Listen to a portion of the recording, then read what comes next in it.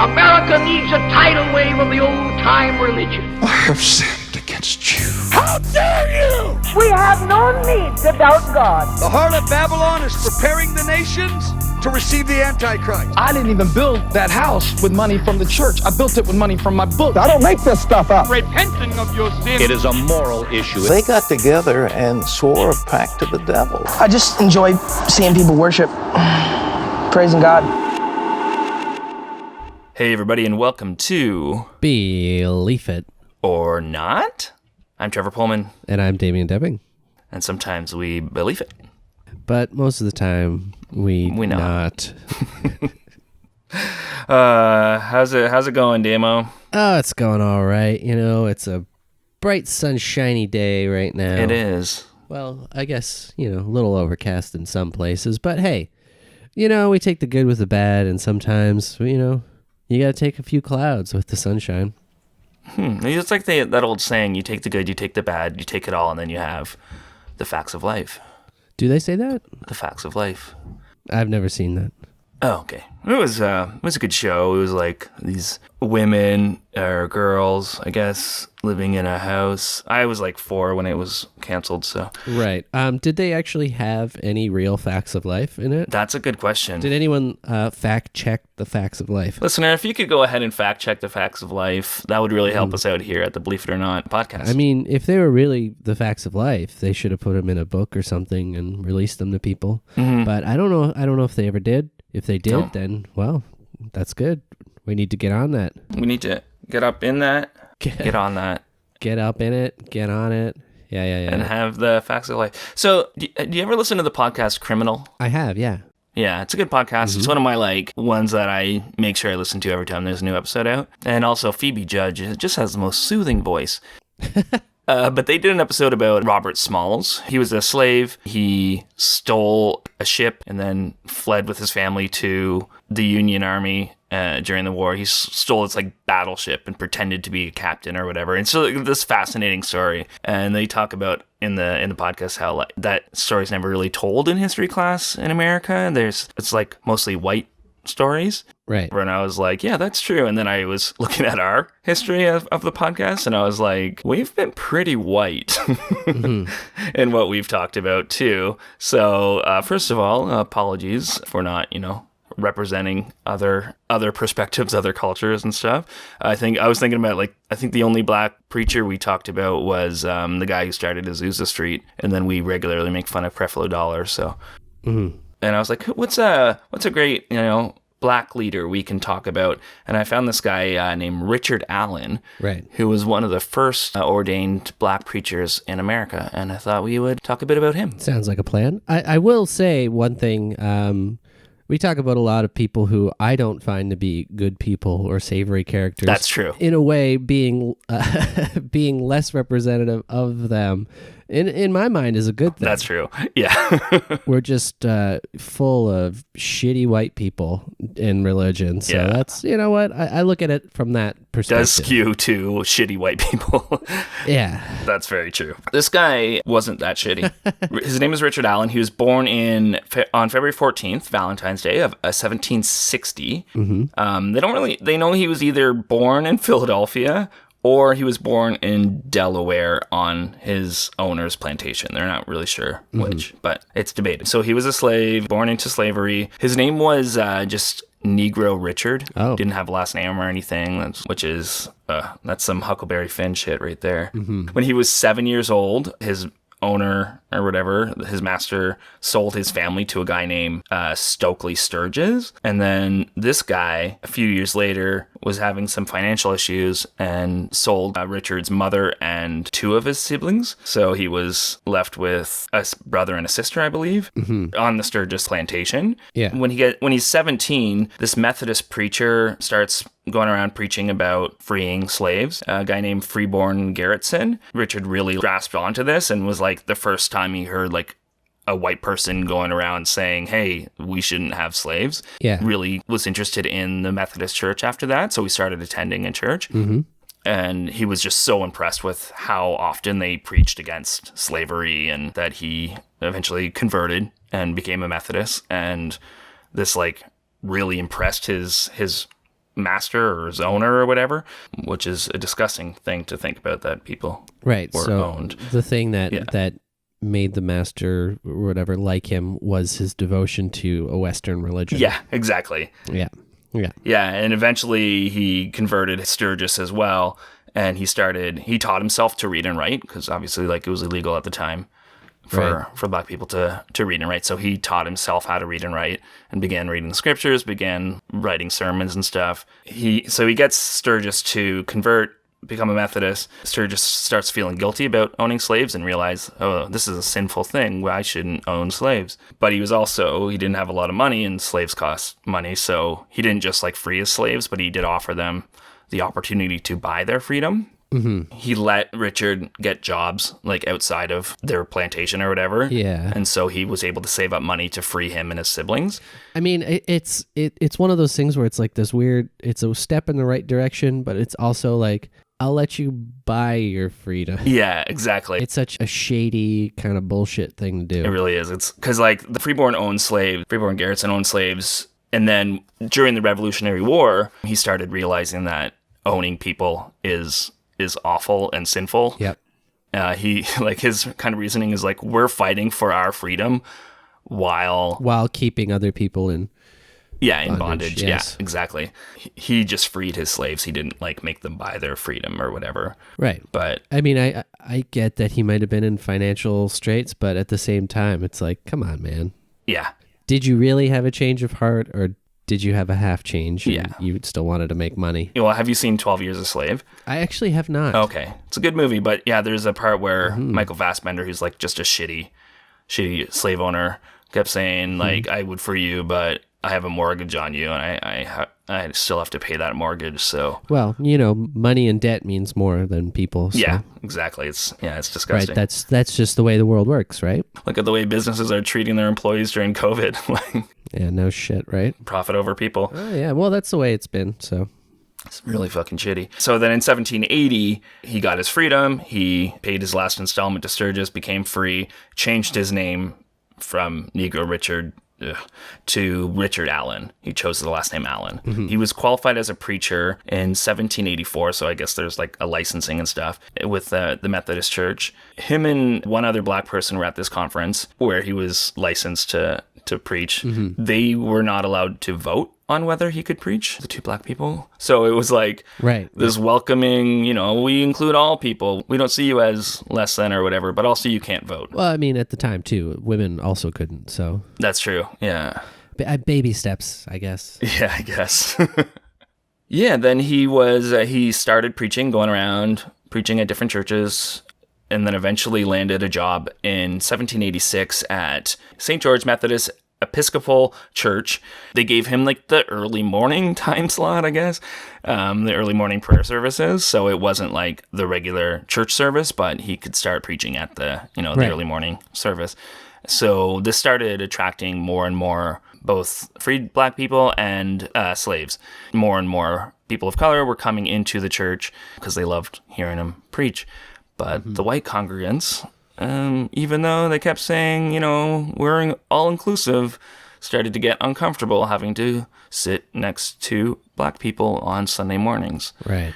And so with the guise of, well, we're getting more and more people, which is great and awesome, so we need to build a balcony so that we have more places to seat people. So, the black congregants volunteered to help out, like along with obviously some white congregants, but a number of black congregants volunteered to help build this thing. And then it turns out, oh, by the way, you can only sit in the balcony now. Yeah. So they were segregated into the balcony.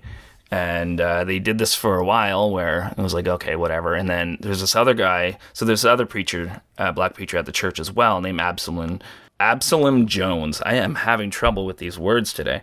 So another Methodist preacher who was attending the church said, hey, listen, this isn't right. I'm going to see what happens if I just sit with the rest of the congregants on the main floor. Mm-hmm. The way Allen describes it in his book is that nothing really happened. They went through the whole worship service. Everybody was singing the hymns or whatever. And then when it came time to pray, they started praying. People knelt to pray. And Right. there just starts to be a commotion where somebody's like, you have to go up to the balcony, and like trying to be quiet at first. And he's like, no, I'm not going to go up to the balcony. Can we hold this conversation till after prayer? Like, do you have to interrupt me praying right now? So they kept arguing, and then it got louder and louder. And then he's like, if I have to sit in the balcony, then I'm not attending this church anymore. And so Absalom Jones and Richard Allen and all the black congregants stood up and left the church. Right. And so they had a mass walkout, and then they're like, okay, well, what do we do now? Yeah, I mean, I get why they would walk out, but in a way, it almost seems that's what the people who wanted them to move wanted. Yeah, that's sad. Mm-hmm. And it's so hypocritical too, because the reason they had so many black congregants was because they've been preaching equality and preaching that slavery was wrong, and then Right. Well, it's not equality. It's rights that they wish to bestow upon them while still keeping them, below them. Actually, even in the criminal episode about Robert Smalls, they were talking about just people at the time it was so ingrained in them that people of color were less than and not as smart and not really human, that it was like so ingrained in the culture as a way to justify owning human beings. Even people who were like, no, slavery's wrong, still had this like culturally ingrained idea that black people were less than and were like not as smart as them and stuff. So right. Because it's like, even with everything going on now, you see so many people who just don't want to recognize their own like internal racism, and even like just biases, like things that it's not like, when you say that people have this like bias or have racist tendencies or whatever, people seem to think that you're equating them with a KKK member, as opposed to no. You're just saying that you have things that you were taught or you learned just through society that are affecting other people and affecting the way you view other people, and we need to recognize that in order to fix that, right? Right. Yeah. Yeah, but I mean, I understand that it can be a hard thing for people to come to terms with sometimes. Yeah. Especially when, you hold this belief that you are a good or a nice person. I mean, it's not trying to say that you're not. There's more to it than that, and some of these things are so internalized and so subconscious and subliminal that it doesn't mean you're a bad person. It just means that there are things that need to change. Yeah, exactly.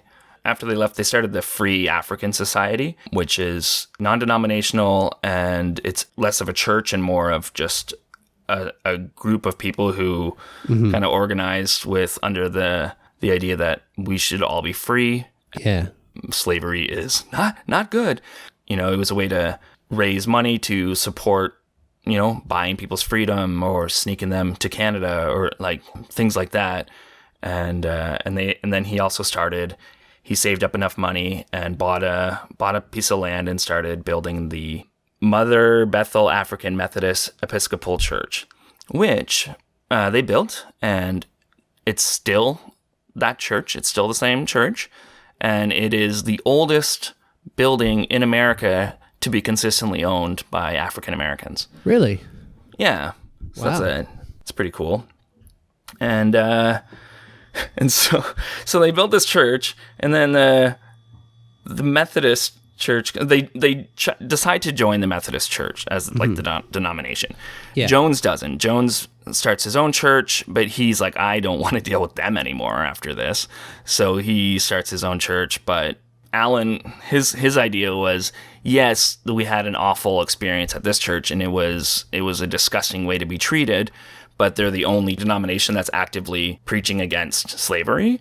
So it just seemed like the logical one to join, because he also had experiences with other churches within the denomination. Yep. So he's like, it's just bad apples or whatever. And also they had a simpler, I guess, doctrine and not as rooted in like creeds and all these things they have to like repeat and all these like extra things. It was just like a simplified gospel, and he's like, for people who have never been allowed to read and write, and we're trying to get people to be able to read and write, I'd rather have kind of a simpler way to teach them. Yeah. And so that was kind of his thinking with joining the Methodist Church.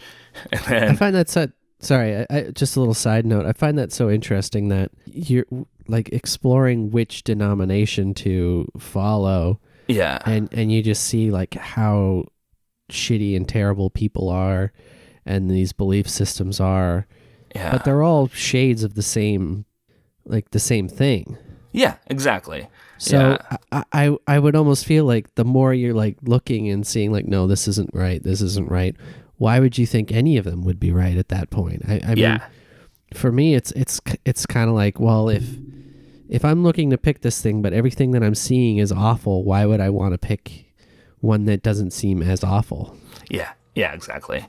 And so then the Methodist Church comes in, and they're like, oh, we're going to actually, since you're in the Methodist Church now, we're going to replace you as a preacher. We're going to put a white preacher in. Right. And they're like, no, you're not. And it ended up going all the way to the state Supreme Court in Pennsylvania. And the Supreme Court was like, no, you can't force them to. They own the building. You can't just force him out if the whole congregation wants him to be in there. Like, that's ridiculous. So, and yeah, the Methodist Church just treated them shitty all around. So they eventually left the Methodist Church, and he got together with Jones and other black preachers, and they started their own congregation, their own denomination called the AME, which was the African Methodist Episcopal Church. So the first black denomination in America. Mm-hmm. What year was that? 1807. 1807 was the first black denomination. Oh, sorry. Church. Looks like it was 1816. 1807 was the Supreme Court ruling. Right, 1816. Yeah. Okay. So then, so they used this. It was a denomination, but it was also a way to organize for things like the Underground Railroad and funding. A lot of people fled to Canada, so they would find ways to fund communities in Canada from Pennsylvania, right, to give them a start to their freedom and stuff. And it also just became a safe place for people to come who wanted to be free or had run away from their slave owners. And it just became this, like, it's not just a church denomination, it just became this network, this African-American rights kind of network, which is pretty cool. It was a unifying body. Exactly. There was also a lot of organizations trying to push that to get black people to move to Africa. So, like, to kind of create their own society and get out of the clutches of slave-owning white people.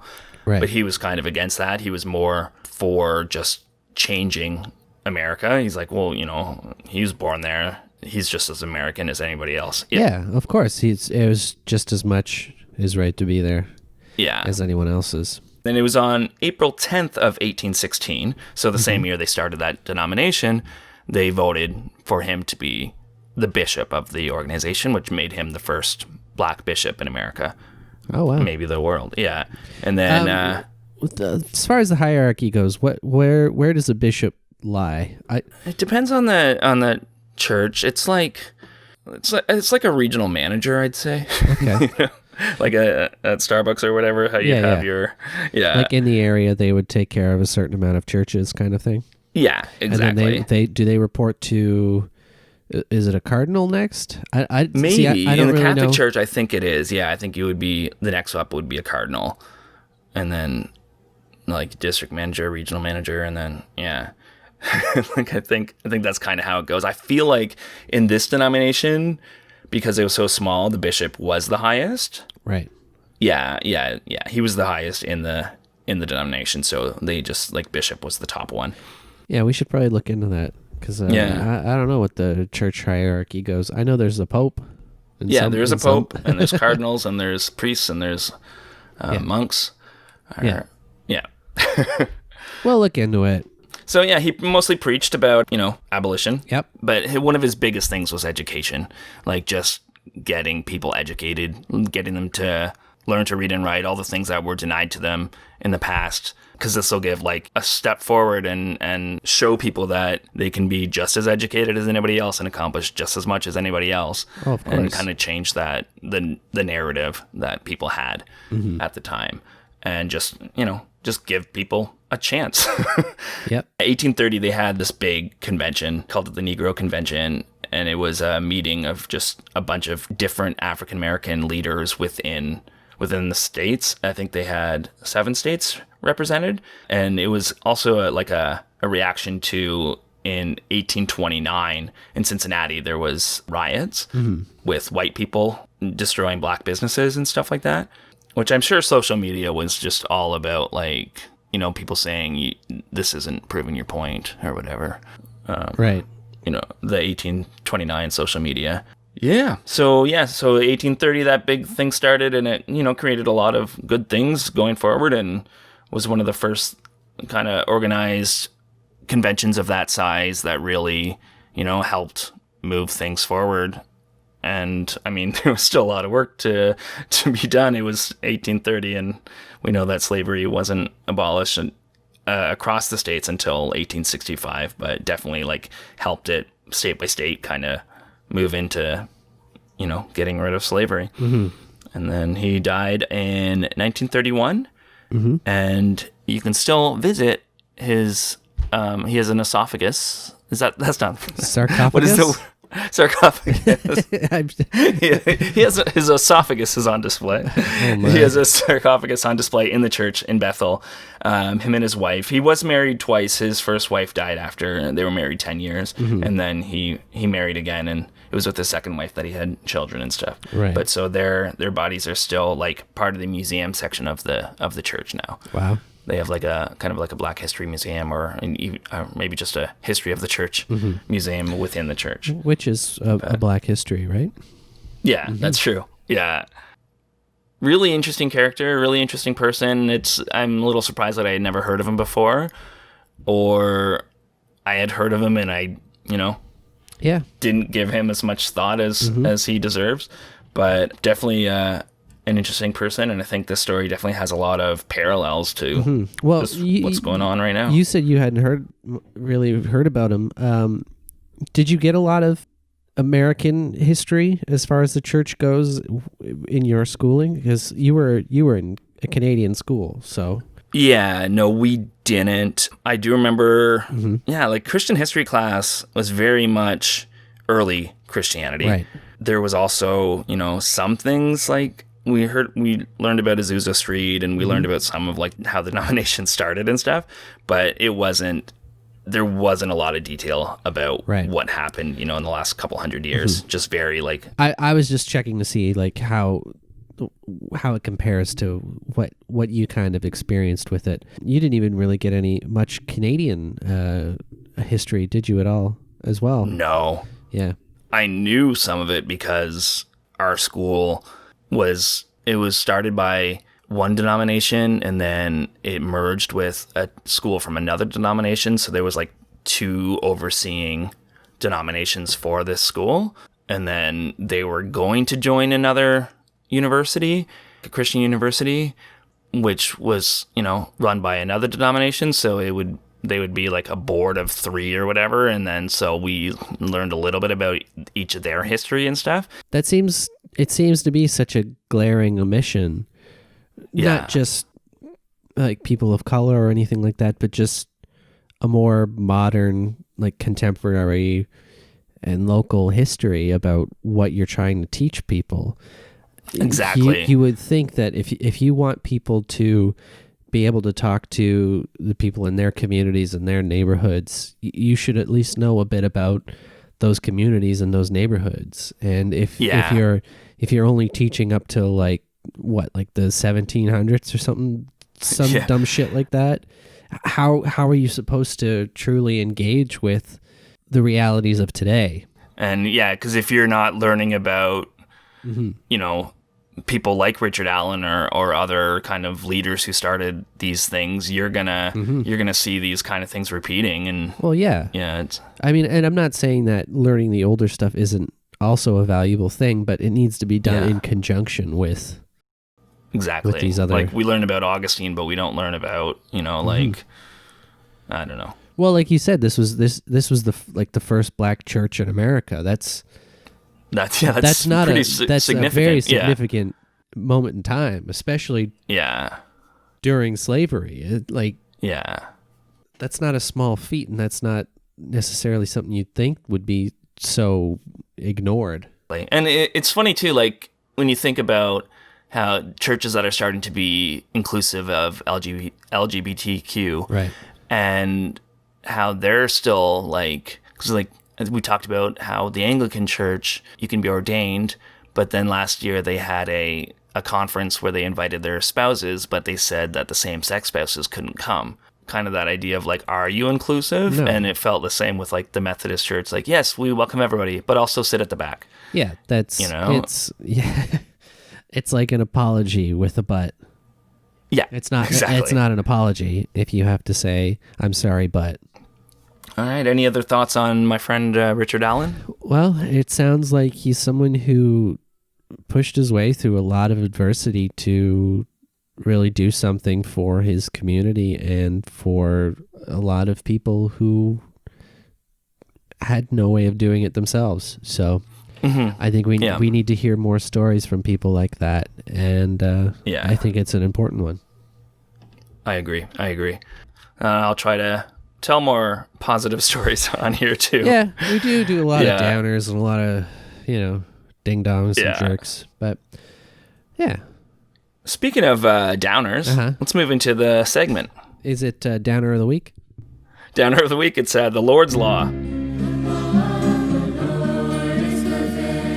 Just stay away from the 3-bean salad. You're not the boss of me. So do you want to hear what the Lord says about slavery? I'm afraid to find out. I copied a couple verses. Usually I just do one for this segment, but yeah, I think I might have heard some of these before. This one I might have. Okay, but let's hear it. And this is also like what these verses were used in America to justify slavery. Yes, I'll actually start with the one that probably Richard Allen would use to say that the Bible was against slavery. That's, there is neither Jew nor Greek, there is neither slave nor free, there is no male or female, for you are all one in Christ. And if you are Christ, then you are Abraham's offspring, heirs according to promise. So basically, all people are equal in Christ. Right. That didn't change the laws. That didn't mean you weren't literally a slave. You were still a slave. It's just like, as a Christian, you're not qualified as that when you're in church, basically. Yeah. But you could still be owned. Ephesians 6 verse 5 says, slaves, obey your earthly masters with fear and trembling, with sincere heart, as you would Christ. Yeah. Right. Leviticus 25 verse 44 to 46 says, as for you, male and female slaves whom you have, you may buy male and female slaves from among the nations that are around you.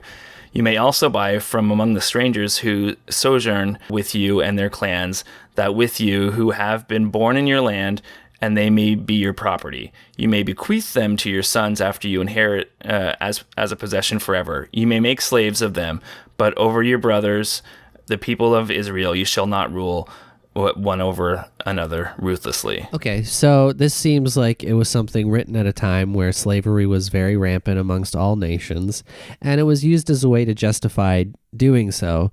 And, it's a way to keep people in power and keep other people out of power. So, yep.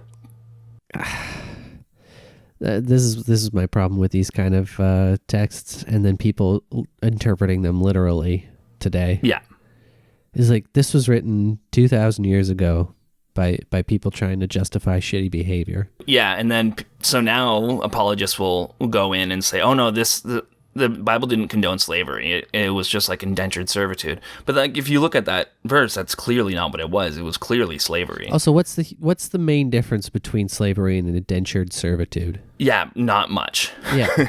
And they said, the argument too was that, no, after 6 years, you have to be let free. But that's only for if you own another Israelite. And that's the indentured servitude thing, because you weren't allowed to have a Israelite as a slave, but you could... Just for 6 years. Yeah, but then if they got married and had kids during those 6 years, you would still own those kids. Yeah. Yeah, here's one. If the ox gores a slave, male or female, the owner shall give to their master 30 shekels of silver, and the ox shall be stoned. Okay, so if the ox kills a slave, Yeah. then they have to pay for the slave, and then they put the ox down. Very clearly, too, just putting a financial burden on it. Yeah. It's not stoned because it killed a person. It's stoned because it damaged property. Yeah. Like, that's really how it's worded. It's like what we said earlier. Money is more important than people. Yeah. And people as property. Yeah. And I mean, this isn't a new concept. This is something that's been going on for thousands of years, but... Yeah. Yeah. Wow. Yeah. It's bullshit. I'm not going to read anymore. They're just super depressing. These kind of verses were definitely used at the time, and now apologetics has to wiggle their way out of it. And, I mean, the main thing you say is, that was the old covenant, this is the new covenant, but it's in the New Testament, too. Like, it's... Yeah. Slavery is just seen as a okay thing. My thing about that is like, oh, it's in the Old Testament, but not the New Testament. Well, you still use the Old Testament Exactly. for part of your belief system. People use like Leviticus to say that homosexuality is wrong, and then when they're challenged on something like this, they're like, "Well, that was the old covenant." It's like, well, pick one. Yeah, like if you believe that the old one doesn't mean anything, then you should only be following the New Testament, and the old one is old and obsolete. But it's half of the Bible. It's like you got two parts of it, and this is what you believe in. You can't say that half of your beliefs are old and then still use them. That doesn't make any sense. I don't like it. Yeah. Yeah. Well. Yeah, I guess what I'm saying is just like treat people better. Yeah. And don't use an old book from thousands of years ago to justify bad behavior. Oh, great. Now I got to get rid of my Aesop Fables book. Sorry. Yeah, well, nothing I can do. It was the only book I used to know what I'm doing in my life. Mm-hmm. And, well. For me, it's the Book of Mormon. That one's a little more recent, so, maybe that's okay, isn't it? No, it was Joseph Smith translated it recently from the Golden Plates. I guess that's I guess that is true. Well, we have fun, don't we? We do. Listen, if anybody is in America that's listening to this, can you do us a favor and leave a review? We have one American review, and it's not flattering. So if somebody can help us out, that'd be awesome. Well, I mean, it's going to happen. Yeah. Good reviews, bad reviews. This is more about, having a discussion about these things and learning, and maybe having people start to have a discussion about these things too. So if we get a review, we get a review. That's true. I mean, that's another thing I don't talk about as often, is that we're not, like we used to say it all the time, we're not experts, we just Google this stuff. It's still in like the description, but the reason I wanted to do this was because I wanted to learn more. Yeah. So it's like, and this gives me a way to consistently do this and consistently, learn something about this thing I used to be super involved in. Yeah. And to have conversations about things that some people have all the time, but someone like myself, I never really have these conversations about these topics. Yeah. One, because they're not a part of my immediate life. They never have been, and I don't see them being so in my future. But I still think it's an important thing because it is something that billions of people look to in their lives. Yeah. Yeah. Billions of people look to it and don't always take the time to look at how they got to where they are, like how this religion was shaped over so many years. And it's, I don't know, something interesting to think about. Yeah. With that being said, have a wonderful day. And if it's sunny where you are, maybe go for a nice walk. At a social distance. At a social distance, yes. Yeah. Yes. And wear your masks, wash your hands, and have a good weekend. Have a good weekend. Bye. Bye. Work, Sky Moon. The St. George Methodist Episcopal. I'm going to start that over again. No, keep it.